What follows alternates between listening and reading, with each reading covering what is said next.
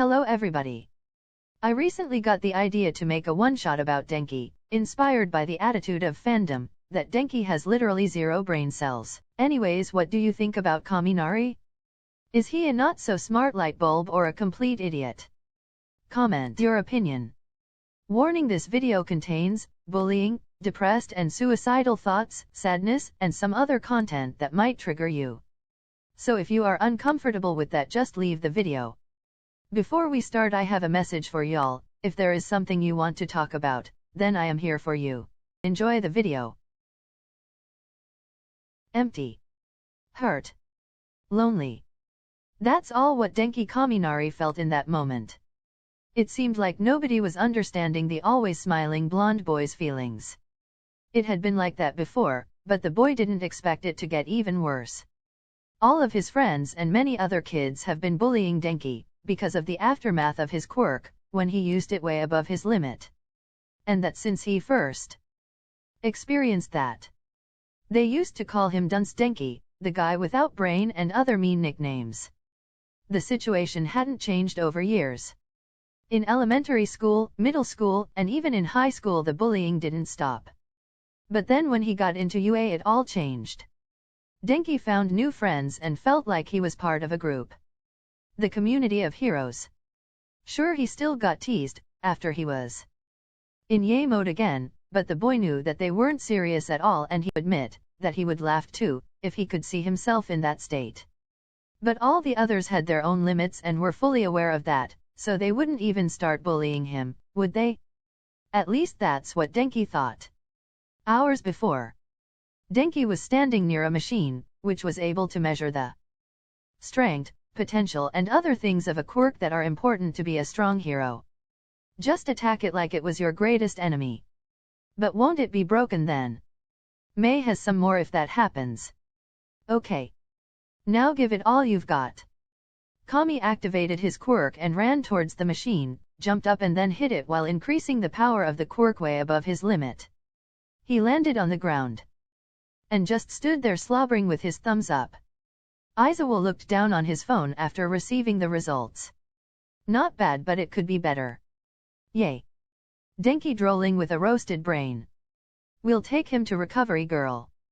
The teacher nodded and they walked inside the building. In the nurse's office, Kami woke up when he heard voices coming from the corridor. Have you heard of his newest fail? Hell. Yeah, I did. This loser lost even more brain cells. Is that even possible? The student laughing his ass off. I don't know. The other one joining him. They walked further away so Denki couldn't hear them anymore. No name was called, but Denki knew exactly who they were talking about. Now the boy looked around and realized that he was alone. She is probably busy with someone else. He stood up and made the bed, so that it looked like he has never been here. Before he went back to class he left a note on the blanket, saying thank you. Then he walked out of the room. Some minutes later he slowly approached his class when a conversation reached his ear. You know what? I think he wasn't that bad. Oh come on, stop defending him. You know that he damages his body more than the enemy every time he uses it. But everyone has his limit and he is just a bit too keen to do well. Are they talking about Midoriya? Denki stopped and continued listening. He can't even control his power yet, just look at him after a fight. But he works hard to reach his aim above his current limit and his attacks are strong and impressive too. He may have got a great quirk but he isn't worth of using it. I would be a much better user. Oh shut up. You both can't even reach nor surpass your own laughable limits. They are. I have to tell him. Denki stormed inside the classroom and looked around. He saw Jiro, Zero, and Mineta sitting together, loudly talking to each other, almost like they were arguing. The three of them stopped instantly when they realized that Kaminari was looking at them. But Denki didn't care and kept looking for the green-haired boy. When Kami finally found him, he ran towards his classmate, disturbing the conversation between Uraraka and Midoriya. And then he said, Midoriya. Oh, hi Denki. Are you better now? Midoriya, I heard some of the others talking about you. Yeah, I went overboard again. I accidentally broke the machine and my arm too. Kinda nervous laughing. Deco looked down on his right arm, which was wrapped in bandages. No, I mean they said nasty things, just like they were bullying you. I think you misheard something. Are you sure you don't need a little nap? Oh, no, I am fine. And with that said, he turned around and sat down. He left the two of them back standing next to each other, looking at him in confusion. He was probably right. They didn't talk about him. They talked about me. About the dumb Denki I am.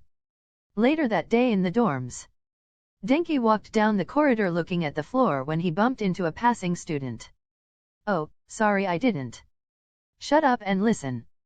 There is something you are hiding from us and I am here for you if you need someone to talk. Understood? Why yes. But how did you know? You're just too obvious, but most of the others think that. You're still tired from training. Okay.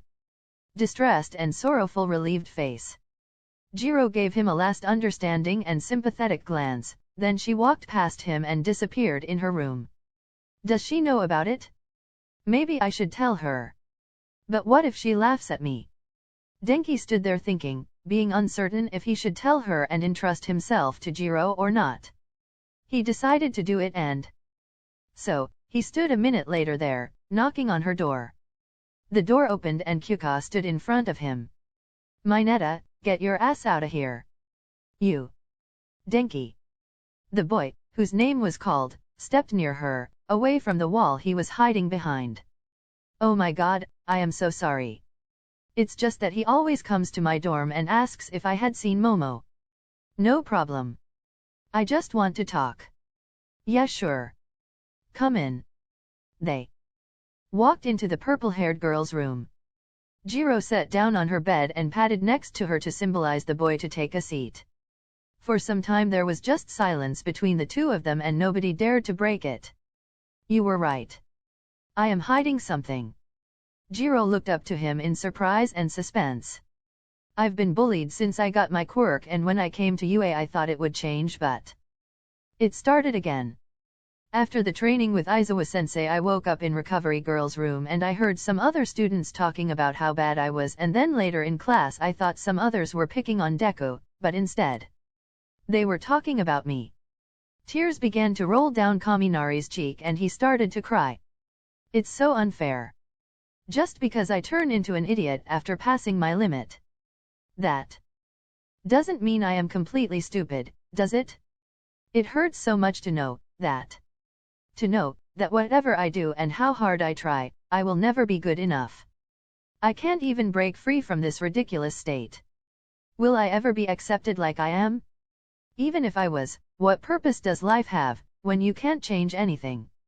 I am just a hero in training who isn't even able to save someone, much less myself.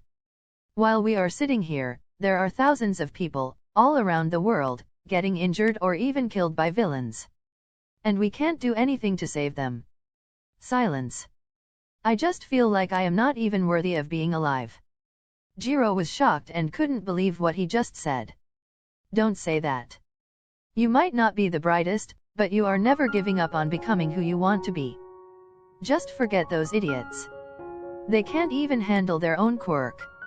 And if they are going to say just one wrong word, I'm gonna kick their asses.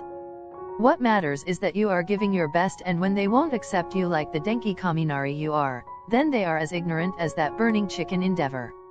And about the people who are getting injured. There will always be things we cannot change. But when life fades away, there will always grow new. The last tear rolled down Denki's cheek and he hugged the person next to him tightly. Thank you. Jiro's slightly angry expression turned into a soft and warm smile. Then she hugged back. So what are you gonna do now? Tell the others? I don't want it to happen again, so yeah. But would you mind helping me? Sure.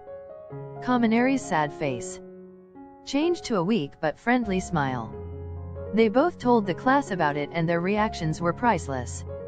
Denki expected them to stare at him and asking if this was a prank, but they jumped up and hugged him. The once bullied boy ended up laying on the floor under a crowd of chaotic students, laughing.